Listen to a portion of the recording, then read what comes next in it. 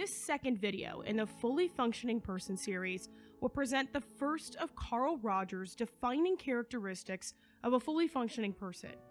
Dr. Frederick will be talking about why some people are open to, while others fear new experiences and information, and how some people hold tightly to their world view while others modify it in light of new information they receive. As he's presenting, you might want to evaluate how you deal with new information and experiences. Are they something you guard against because they're contrary to your worldview, or do you welcome them as something that could lead to changes in your worldview? Hey, welcome back to the series on the fully functioning person. In this video, we'll be attending to the topic of how fully functioning people continue evolving toward being more open to new experiences and differences. Rogers called openness to new experiences and differences the polar opposite of defensiveness. Now, defensiveness is a basic human response often engaged when we feel threatened by someone else. Defensiveness leads us to feel and behave in ways that we believe will protect us. But what's really happening is that we're focusing on what we believe to be the faults of others, and in doing so, shifting attention from our own faults. While it does work to some degree in making us feel better in the short term, it only works for a very short while, and it takes an enormous amount of energy. But each of us has an innate tendency to be closed to new experiences because we oftentimes fear things that are new and different. That's why we tend to gravitate to others who are most like us, from our physical likeness to our shared worldviews and similar cultures. If we do experience difference, we often try our best to minimize it, or worse, distort it in some way that it fits into our worldview. And that's what's behind the whole concept of this country being a melting pot. But distorting or minimalist thinking like that finds us diluting differences to the point where we become blinded to them in our attempt to mold those differences into something we no longer perceive as a threat.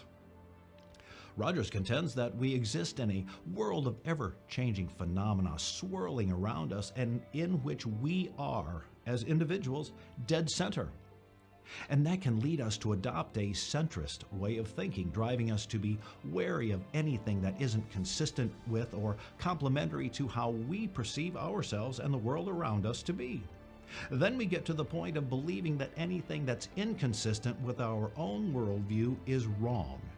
And we become suspicious of anyone else who doesn't share our own unique worldview, and they become the enemy. And we become even more defensive as a result of that perception. If you want to see that play out in real time, just follow some online social media threads that deal with sensitive issues. People become so defensive that they close themselves down entirely to anything new or different, no matter how reality-based that something new or different actually is.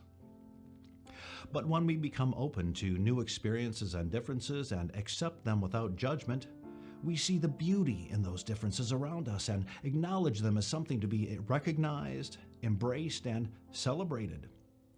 Because in doing so, we're creating a situation in which others will feel valued and accepted in the same way we ourselves want to be. Today, we can see far too many examples of people closing themselves off to embracing differences. That's what's at the core of most of the civil unrest, social strife, and significant divisiveness in our body politic that we're seeing not only in this country, but around the globe as well. And the outcomes of our refusal to be open to differences erupts in rejection, disapproval, and hatred of others, while literally corroding our own internal ability to grow, learn, and develop. Being open to new experiences and differences isn't good for just the broader society, but to us as individuals as well. When we're open to new experiences and differences in our lives, we're better able to listen to ourselves, to experience what's happening within us, thus becoming more open to a wide variety of feelings and emotions, from happiness and elation to fear, discouragement, and pain. Being open to the wide range of human feelings and emotions leads us to a life highlighted by courage, tenderness, and awe. The very best way to stop fearing new experiences and differences is to embrace them in their entirety and to accept that doing so will lead us to modify our own worldview and set us free from the constraints of holding to an unshakable worldview. But being open to new and different things takes a conscious act of will. It really would be great if people diverted the energy they expend being defensive to using it to become more consciously open to new and different ways of thinking, being, and accepting.